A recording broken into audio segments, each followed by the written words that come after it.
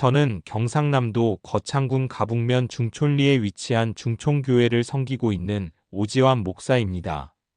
이 교회에 부임한 지는 만 2년이 조금 넘었고, 지금은 이 교회의 7번째 담임 목사로 섬기고 있습니다.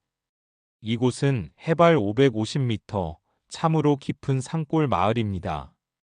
공기는 맑고 물은 차고 맑으며 사람들의 마음은 아직도 따뜻합니다. 하지만 교회는 다릅니다. 주변 9개 마을 가운데 이 교회 하나밖에 없습니다.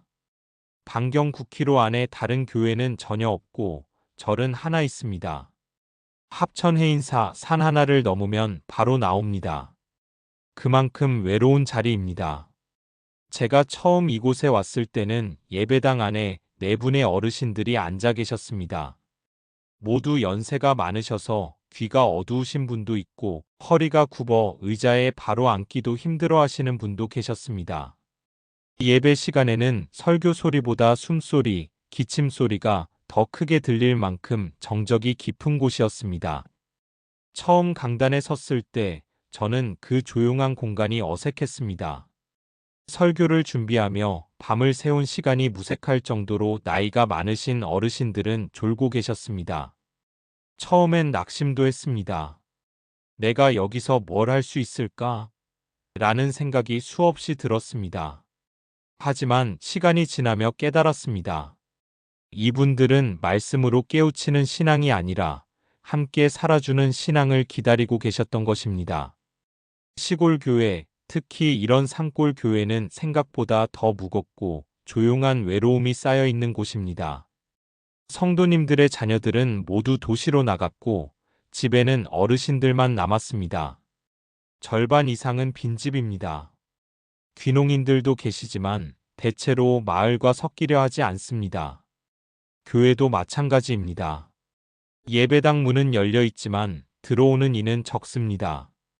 그렇기에 매주 외지에서 일부러 중촌교회를 찾아오는 성도님들이 꽤 있습니다. 어떤 분은 거창 읍내에서, 어떤 분은 더 먼 지역에서 새벽부터 운전해서 이곳까지 옵니다. 그분들이 왜 이 산속의 작은 교회를 찾는지 시간이 지나며 조금씩 알게 되었습니다. 이 교회는 작고 조용하지만 누구에게나 꼭 필요한 존재이기 때문입니다. 교회의 역사는 40년이 넘었지만 여전히 개척교회 같은 모습을 간직하고 있습니다. 목회자들은 몇 번 바뀌었고 건물은 오래되어 지붕에서 피가 새기도 했습니다. 그래서 저는 부임하자마자 제일 먼저 예배당 수리부터 시작했습니다. 지붕을 교체하고 외벽을 새로 칠하고 강단을 현대식으로 수리했습니다. 교회를 손보는 일은 단순히 공간을 고치는 것이 아니었습니다. 그것은 성도님들의 마음을 어루만지는 일이었고 나 자신에게 이 사역을 다시 새기는 과정이었습니다. 저는 서울에서 디자인 회사를 운영하며 한때 연봉 3억 원을 넘기던 시절도 있었습니다. 사람들은 그 시절에 저를 부러워했습니다. 하지만 저는 점점 공허해졌습니다. 교회 생활도 했지만 늘 목회자들의 위선이 불편했습니다. 물질의 문제, 성도의 마음을 배려하지 않는 리더십, 그 모든 것을 비판하며 살았습니다. 그러던 어느 날 하나님이 저를 부르셨습니다. 어머니는 목회자였고 아버지도 목사님이셨지만 저는 늘 멀찍이 떨어진 아들이었습니다. 그러나 주님의 부르심은 조용하고도 확고했습니다. 그리고 저는 기도했습니다. 가짜가 되지 않겠습니다. 진짜가 되겠습니다. 그 마음으로 이곳에 왔습니다. 누가 보더라도 쉽지 않은 선택이었습니다. 도시는 편하고 문화도 풍성하고 사람도 많습니다.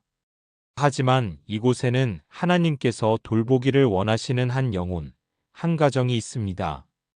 그 영혼들이 예수님을 모르고 세상을 떠나는 것이 두려웠습니다. 그래서 마을을 돌며 할머니들의 손을 잡고 복음을 전합니다. 말씀보다 더 깊이 다가가는 일은 삶의 한가운데에서 함께 숨쉬고 함께 울어주는 일이었습니다. 저는 어릴 적 할머니 손에서 자라며 깊은 사랑을 받았습니다. 그 기억은 제 마음속에 따뜻한 그늘처럼 자리 잡고 있었고, 시간이 흐르면서 자연스럽게 제 신앙의 밑거름이 되었습니다. 언젠가 할머니와 같은 시골의 어르신들이 먼저 하나님을 만나게 될 날이 오겠지만, 복음을 모르고 십자가 없이 그때를 맞이하게 된다면 너무나 안타까운 일이 아닐까 하는 마음이 들었습니다. 복음을 알고 살아가는 제가 그것을 외면할 수는 없었습니다. 그래서 생각했습니다. 그것이 바로 내가 짊어져야 할 십자가가 아닐까. 시골에 계신 어르신들 곁으로 더 가까이 다가가 손을 잡아드리고 말벗이 되어드리고 필요하면 집안의 작은 것들도 고쳐드리며 그 일상 속에서 복음을 전하는 삶. 그렇게 해서 나의 할머니처럼 또 그와 같은 모든 어르신들이 하나님 품 안에서 평안히 안기기를 간절히 소망했습니다.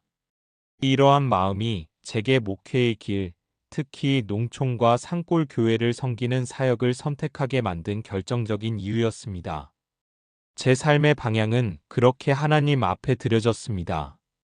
시골에서는 TV가 유일한 낙이요, 친구요 세상과 소통하는 도구인데 TV가 나오지 않아 아무것도 못 보신다며 우울해하시던 할머니 댁에 방문했던 일이 기억납니다.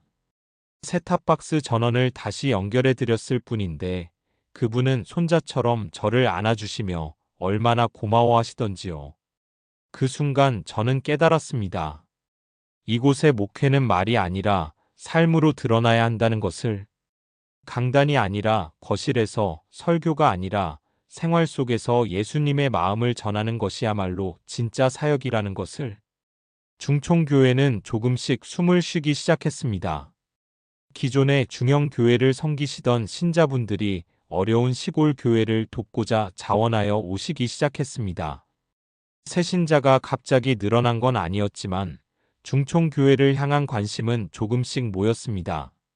마을 안에는 빈집이 많고 젊은 사람들은 도시 교회를 찾아 떠나갔지만 이곳에서 예배드리는 공동체만큼 진실한 마음으로 모인 곳은 드물다 생각합니다. 오시는 분들 대부분은 외지에서 오시지만 이곳에서 얻는 기쁨이 분명 있으니까요.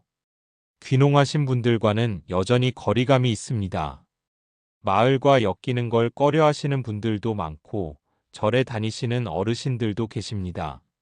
하지만 저는 그분들도 언젠가 하나님의 품에 안기실 수 있도록 기도하며 다가갑니다. 오랜만에 교회에 오신 분에게도 말씀을 듣다 졸고 계신 할머니에게도 저는 늘 똑같이 다가갑니다. 교회는 작지만 하나님께 드리는 마음만은 넓고 큽니다. 사모도 저와 함께 늘 주방을 지키고 조용히 섬기며 헌신합니다. 이곳에서는 사모가 진짜 사역자입니다. 주일마다 어르신들을 위해 따뜻한 밥을 나누고 찬송가를 함께 부르며 눈물로 기도하는 그 모습 속에서 저는 진짜 목회가 무엇인지 매주 다시 배웁니다. 이곳에서 저는 말씀을 잘 전하는 목사가 아니라 삶으로 복음을 살아내는 사람이 되기를 소망합니다. 저는 지금도 기도합니다. 하나님, 가짜가 아니라 진짜가 되게 해주세요. 설교를 하다 보면 주무시고 계신 어르신을 보며 웃음이 나기도 하지만 예배가 끝난 후 어르신들의 손을 잡고 함께 웃고 눈물을 나누며 저는 오늘도 목회의 이유를 다시 확인합니다. 청년 시절 저는 돈에 대한 애착이 유독 강한 사람이었습니다. IMF 당시 집안이 어려워지면서 부모님과 떨어져 살게 됐고 자연스럽게 생존을 위해 사업에 뛰어들었습니다. 비교적 이른 나이에 돈을 벌기 시작하면서 마음 한구석에는 나는 반드시 성공해야 한다는 고집이 자라났습니다. 경제적 불안정, 가족과의 거리감, 사회에 대한 불신 같은 감정들이 그 고집을 더 단단하게 만들었습니다. 그러면서도 교회를 다니며 신앙생활을 해왔고 목회자들의 부정적인 모습들을 지켜보며 때로는 비난의 시선을 보냈던 적도 있었습니다. 나는 저러지 말아야지 하면서도 정작 제 삶이 얼마나 거기서 자유로웠는지는 모르겠습니다. 이런 배경 속에서 목회자의 길에 들어선 저는 겉보기엔 열정적이고 계획이 많은 사람처럼 보였을지도 모릅니다. 하지만 제 마음은 늘 복잡했습니다. 물질에 대한 미련도 완전히 버리기 힘들었고, 사역이라는 이름 아래에서도 여전히 세상적 성공을 꿈꾸는 부분이 남아 있었습니다. 큰 교회, 많은 사람, 안정된 재정과 넉넉한 삶, 이런 것들이 부끄럽게도 한쪽 마음에서 욕심처럼 떠오를 때도 있었습니다. 하지만 시간이 지날수록 하나님께서 제 안에서 끊임없이 말씀하셨습니다. 진짜 목회자가 되려면 먼저 진짜 사람이 되어야 한다고요. 저는 알게 되었습니다. 아무리 멋진 말을 해도, 아무리 성도들 앞에서 거룩한 척해도 집 안에서 가족이 보는 저의 모습이 진짜라는 것을요. 아내에게, 자녀에게 진심이 아닌 모습을 보이며 밖에서만 의로운 척하는 목회자라면 그것은 하나님이 기뻐하실 수 없는 가면일 뿐이라는 것을요. 그래서 저는 기도합니다. 제 삶이 마무리되는 어느 날 제 자녀가 제 손을 꼭 잡고 이렇게 말해 주었으면 좋겠습니다. 아빠, 고생 많았어요. 아빠는 정말 목사님다운 삶을 사셨어요. 그리고 제 아내 역시 말해 주었으면 합니다. 당신은 진짜 목회자가 되려고 애쓴 사람이에요. 나누려 했고, 사랑하려 했고, 하나님 앞에 바르게 살려고 애썼어요. 그렇게 기억되는 인생, 그것이 제가 꿈꾸는 진짜 목회의 결론입니다. 저는 아직 그 길의 끝에 있지 않습니다.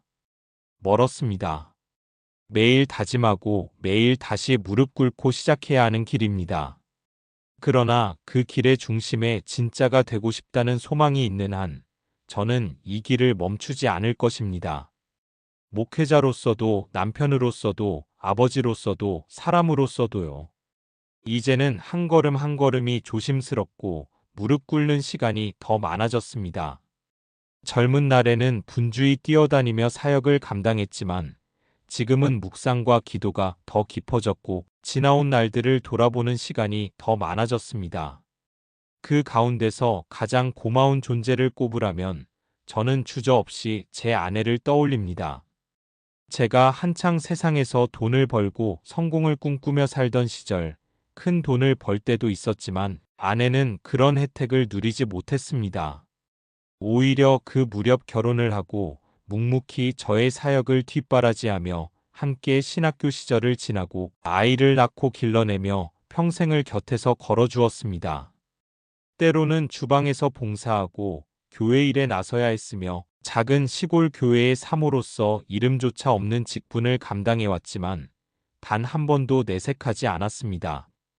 저는 늘 고맙고 미안한 마음뿐입니다. 그래서 저는 이렇게 말하고 싶습니다.